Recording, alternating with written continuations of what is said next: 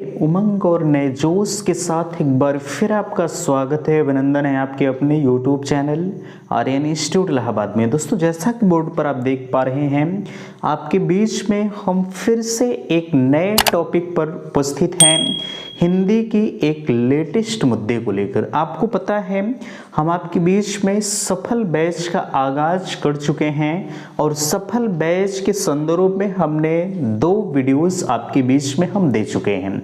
ठीक है। अच्छा, पहला वीडियो था, उसमें बाल विकास एवं सीखने की प्रक्रिया का हम आपके बीच में पाठ्यक्रम से रूबरू कराए और सेम वही कड़ी जो है एजुकेशन सेकंड पेपर यानी कहा जाए शिक्षण अधिगम के सिद्धांत को हमने आपके बीच में उसकी पाठ्यक्रम से आपको रूबरू कराया।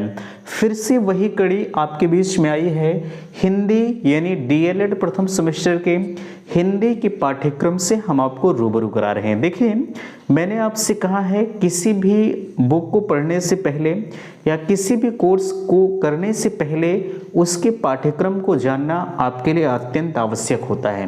क्योंकि अगर आप पाठ्यक्रम को नहीं समझेंगे तो जाहिर सी बात है उसके अंदर क्या चीज़ें पढ़ना है वो आप नहीं जान पाएंगे। इसलिए लोग कह रहे हैं कि भैया आप क्लास नहीं दे रहे हैं, क्लास आपके बीच में रेगुलर जा रही है, लेकिन यार पहले आप पाठ्यक्रम से तो रूबरू हो जाइए। नहीं तो आपको पाठ्यक्रम ही नहीं पता है तो आप क्या पढ़ाई करेंगे, मेरे समझ से बाहर है। ठीक है। इसलिए हम पहले आपको पाठ्यक्रम से रूबरू कराएंगे, बाकी आपकी क्लासें तो यार अनवरत चलेंगी, उसमें संशय आप मत लीजिएगा। ऐसा नहीं कि आपने मुझे 220 रुपये दे दिया है तो बहुत बड़ी चीज़ दे दिया। ठीक है, ये चीज़ें गलत हैं। ठीक है। यहाँ मैंने कहा सफल बैच का आगाज हो चुका है। अगर आपको सफल बैच ज्वाइन करना है तो उसकी लिंक मैंने डिस्क्रिप्शन बॉक्स में दे रखा है, कमेंट बॉक्स में भी हम पिन कर देंगे। चाहे आप डिस्क्रिप्शन बॉक्स को ओपन करें या आप कमेंट बॉक्स को ओपन करें, हर जगहों पर आपको ये जो है मिलता रहेगा सफल बैच का लिंक। ठीक है। अगर आपको जो है पर्सनल मैसेज करना है, मैंने संपर्क माध्यम दिया है 9452331053। यहाँ पर आप डायरेक्टली मेरे पास मैसेज करिए, हम आपको लिंक भी शेयर कर देंगे और आप सफल बैच को ज्वाइन कर सकते हैं। अभी तक आपने बहुत सारे बुकों को परचेज किया होगा और बहुत सारे बुकों का संग्रह आपके पास होगा, लेकिन अगर आप डीएलएड करने जा रहे हैं तो आप अपने भलाई के लिए सफल बैच को जरूर ज्वाइन करें। क्योंकि आपके कमेंट आते हैं, कॉल्स आते हैं कि भैया किस सब्जेक्ट में बैक ज़्यादा लगता है, बैक आखिर क्यों लगता है। देखिए, बैक इसलिए लगता है क्योंकि डीएलएड में लिखने का जो क्राइटेरिया है वो बहुत छोटा है। ठीक है। अगर आप लिख नहीं पाएंगे या आप लिख रहे हैं लेकिन उसके सटीक आंसर को नहीं लिख रहे हैं तो आपका बैक आना 100% लाजमी है। ठीक है। तो हम आपको यहाँ पर बताएंगे आप कॉपी को किस प्रकार से लिखें, कितने शब्दों में लिखें, हर चीज़ से हम आपको रूबरू सिर्फ सफल बैच वालों को ही कराएंगे। ठीक है। आप ज्वाइन कर सकते हैं। 220 रुपये बहुत बड़ी चीज़ नहीं है, आप बहुत सारे पैसों को इधर उधर कर दिए होंगे, आप एक बेहतरीन जगहों पर लगाएं। ठीक है। यही 220 रुपया कभी आपका बहुत रुपया बनेगा अगर आप अच्छी खासी पढ़ाई किए रहेंगे। ठीक है। बहरहाल हम ज़्यादा समय को न लेते हुए चलिए हम चलते हैं अपने जो हमारा आज का टॉपिक है हिंदी के पाठ्यक्रम से रूबरू। यहाँ देखिए, पहला टॉपिक आपके बीच में हिंदी भाषा में ध्वनियों को सुनकर समझना और शुद्ध उच्चारण। ठीक है। अच्छा, ध्यान दीजिएगा, हिंदी भाषा में ध्वनियों को समझना, शुद्ध उच्चारण। यहाँ पर आपको समझना है ध्वनि का अर्थ क्या होता है। ठीक है। ध्वनि का अर्थ क्या होता है और ध्वनियों का वर्गीकरण हिंदी में किस प्रकार से हम करते हैं। अच्छा, यहाँ और भी आपके बीच में दिए गए हैं, देख पा रहे हैं, स्वर व्यंजन को भी इसी में आपको पढ़ना है। बहरहाल इस पहले टॉपिक में तो बहुत चीज़ें नहीं हैं जो महत्वपूर्ण है। ध्यान दीजिएगा यार, इतना छोटा सिलेबस है, अगर इसे कवर किया जाए तो सिर्फ और सिर्फ 15 दिन लगेंगे। ठीक है। इसीलिए मैं आपसे कह रहा हूँ, समय सिर्फ 3 सब्जेक्ट में आपके लगेंगे। पहला सब्जेक्ट आपका है बाल विकास, दूसरा शिक्षण अधिगम का सिद्धांत, तीसरा है आपका सामाजिक अध्ययन। इसी 3 सब्जेक्ट में लगेगा। बाकी हिंदी में कुछ नहीं है, साइंस में कुछ नहीं है, मैथ में भी कुछ नहीं, बिल्कुल जीरो लेवल मैथ आपका है। कल मेरे पास किसी ने मैसेज किया कि भैया मेरे मैथ बहुत कमज़ोर है। मैंने उन्हें सांत्वना दिया कि भैया अगर मैथ आपकी कमज़ोर है तो आप मेरे साथ लगिए। मैं 100% दावा करता हूं कि आप जो है एक अच्छा खासा नंबर लेके आएंगे, लेकिन प्रैक्टिस आपके लिए महत्वपूर्ण होनी चाहिए। ऐसा नहीं है कि मैं जितना क्लास आपको दे दूं सिर्फ इतना ही आपके लिए बेहतर है। ठीक है। मैथ में जितना ज़्यादा, मैं मैथ की पर्सनल बात कर रहा हूँ, बाकी जो क्लासें आपके लिए होंगे मैथ को छोड़कर आपके लिए सफिशिएंट है, लेकिन मैथ को आप ज़्यादा से ज़्यादा मेरे बताने के बाद भी आप प्रैक्टिस करें। जितना ज़्यादा से ज़्यादा प्रैक्टिस करेंगे उतना ही आपके लिए बेहतर होगा, ठीक है। चलिए, बहरहाल यहाँ देखिए हिंदी भाषा में ध्वनियों को सुनकर समझना, ठीक है, सुनकर समझना एवं शुद्ध उच्चारण आप किस प्रकार से करेंगे, ये पहले टॉपिक। एक अगर कहें हम 15 से 20 मिनट का लेक्चर इसमें बनेगा, ठीक है, बिल्कुल धुआं धुआं कर देंगे, ये मेरा दावा है, ठीक है। चलिए यहाँ देखिए देवनागरी लिपि बड़ी महत्वपूर्ण लिपि होती है, देवों की नागरी, ठीक है, या कहा जाए देवनागरी लिपि के समस्त लिपि संकेतों, स्वर, व्यंजन, संयुक्त वर्ण, संयुक्ताक्षर, मात्राओं का ज्ञान। अब विचार करें, आप बीए करके आए हैं, कुछ लोग बीएससी करके आए हैं, यार यहाँ पर आपको मात्राओं का ज्ञान कराया जाएगा। अब जरा सा विचार करें, आपको मात्राओं का ज्ञान अगर कोई पढ़ाए, छोटा बड़ा पढ़ाए, तो आपको कैसा लगेगा, ठीक है। आप कहेंगे यार ये सब तो हम पढ़ के आए, लेकिन नहीं, ठीक है, वो छोटा आ, बड़ा आ, ह्रस्व आ, दीर्घ आ, उसकी बात अलग है, लेकिन यहाँ पर आपको जो है व्याकरण पढ़ना है ना। अब स्वर किसे कहते हैं आपको बताया जाएगा। व्यंजन के अंतर्गत कई व्यंजन होते हैं, संयुक्त वर्ण कौन कौन से होते हैं, संयुक्त अक्षर कौन कौन से होते हैं, और मात्राओं का ज्ञान हम आपको कराएंगे। ये जो है ये दूसरा वाला टॉपिक जो है ये बहुत महत्वपूर्ण है, ठीक है।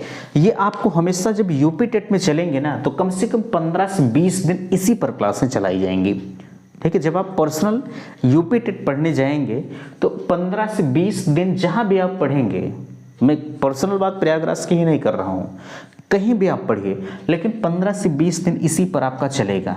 स्वर व्यंजन, स्वर व्यंजन, स्वर के भेद कितने होते हैं, व्यंजन के भेद कितने होते हैं, लेकिन ध्यान रखिएगा हम आपको इसी डीएलएड में ही हर चीज़ से रूबरू कराएंगे, ये मेरा दावा है। क्योंकि मैंने जो नोट्स बनाया है ना, वो मैं कल भी आपसे कहा था, मैं आपके यूपी टेट लेवल को भी टारगेट कर रहा हूँ, क्योंकि आपको अलग से जो है नोट्स लेने की ज़रूरत ना पड़े और अलग से आपको कहीं पढ़ने की ज़रूरत ना पड़े, ठीक है। एक छोटी सी मैं आपको बात बताऊं, जैसे किसी का भी इंस्टीट्यूट हो या कॉलेज हो, अगर छोटा होता है तो उस पर लोग बिलीव कम करते हैं, है ना, लेकिन आप कभी किसी को भी छोटा ना समझना। एक तो कहावत है कि देखन में छोटन लगे घाव करे गंभीर, ठीक है। तो किसी को छोटा आंकने का प्रयास आप मत करना। अगर हमसे आपको ज्ञान मिल रहा है तो आप ज्ञान लीजिए, ठीक है। मैं आपको जितनी देर पढ़ाऊँ आप मुझसे पढ़िए, आप बाहर मैं आपसे फ्रेंडली मिलूँगा, ठीक है। तो कभी भी इस तरह लोग कहते हैं कि चलिए हम एक छोटी सी इंस्टीट्यूट को नहीं ज्वाइन करेंगे, हम बड़े इंस्टीट्यूट में चलेंगे। ध्यान दीजिएगा, मैं मानता हूं कि आप बड़े इंस्टीट्यूट में जा सकते हैं, लेकिन जो मज़ा आप छोटे इंस्टीट्यूट में पाएंगे ना, वो कभी आप बड़े में नहीं पाएंगे। ये मेरा चैलेंज है, आप नोट करके देखिएगा। कभी आप जाइएगा, चाहे जहाँ जाइए, ठीक है, दिल्ली चले जाइए, बनारस चले जाइए, कहीं भी जाइए, ठीक है, आप जो मज़ा छोटे में पाएंगे वो बड़े में नहीं पाएंगे, ये ध्यान रखिएगा, ठीक है। देख लिए हम देवनागरी लिपि के समस्त लिपि संकेतों, स्वर, व्यंजन, संयुक्त वर्ण, संयुक्त अक्षर और मात्राओं का ज्ञान हम आपको दूसरे चैप्टर में कराएंगे। अब उसी के क्रम में ये भी आपके लिए महत्वपूर्ण। अब इसके नीचे जितनी चीजें आएंगी, ये कम से कम 3 टॉपिक, दूसरा, तीसरा, चौथा, ये बहुत महत्वपूर्ण है, ठीक है। यहाँ देखिए विलोम शब्द आपको पढ़ना है। विलोम शब्द आपके यूपी टेट लेवल में कम से कम जो है 3 से 4 क्वेश्चन आते हैं, ठीक है। विलोम शब्द हो गया, समानार्थी हो गया, तुकांत शब्द होंगे। समानार्थी और विलोम से आप परिचित होंगे, लेकिन तुकांत को आप नहीं जानते होंगे, ठीक है, हम बताएंगे आपको। समान ध्वनि वाले शब्दों की पहचान, ठीक है। अब समान ध्वनि वाले शब्दों की पहचान आप किस प्रकार से करेंगे, दिमाग में आ रहा होगा, लेकिन हम आपको नहीं अभी बताएंगे। क्यों नहीं बताएंगे? क्योंकि अभी ये टॉपिक चल नहीं रहा है। जब टॉपिक चलेगा हम आपको सिर्फ पाठ्यक्रम से परिचित करवा रहे हैं। आप पाठ्यक्रम को पहले जान लीजिए, मुझे पढ़ना क्या क्या है, हम आपको हर चीज़ बताएंगे, ठीक है। चलिए, यहाँ आपके लिए महत्वपूर्ण है विराम शब्द से आपको परिचित किस प्रकार से होना है। विराम शब्द जो है, विराम शब्द तो हालांकि बहुत सारे होते हैं, लेकिन डीएलएड में एक दायरा बहुत छोटा है, इसलिए जो है एक दायरे में रखकर काम किया गया है। देखिए, पहला है अल्प विराम, दूसरा है अर्ध विराम, पूर्ण विराम, प्रश्नवाचक और विस्मयादि बोधक। ठीक है, और यहाँ नीचे अवतरण चिन्ह, विराम चिन्ह का ज्ञान व उसका प्रयोग। जैसे आप अल्प विराम का चिन्ह क्या होता है, इसका सिंबल क्या होता है, ठीक है, और इसका प्रयोग हम कहाँ करेंगे। अर्ध विराम का सिंबल क्या होगा, इसका प्रयोग हम कहाँ करेंगे। पूर्ण विराम का प्रयोग कहाँ होता है, इस सिंबल का प्रयोग हम कहाँ करेंगे।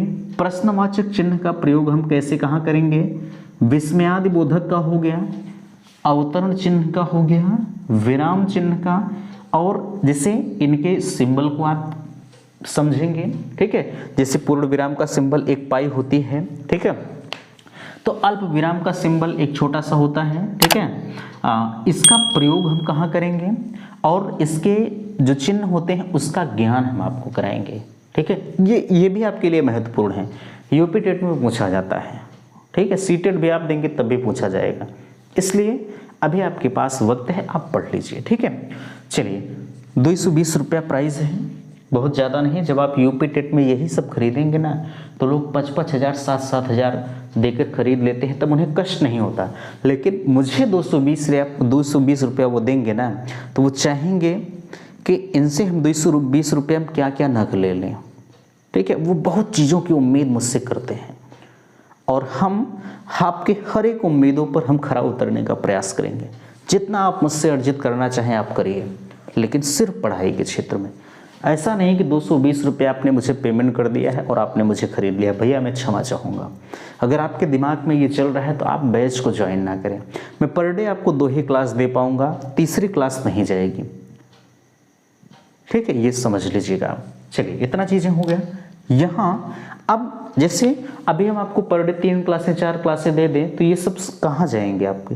15 दिन का सिलेबस है, 15 दिन में आपका कोर्स खत्म, तो हम उसी दिन से बैठ जाएंगे। इसलिए धीरे धीरे चलिए, आप बेहतर करते हुए चलिए, ठीक है।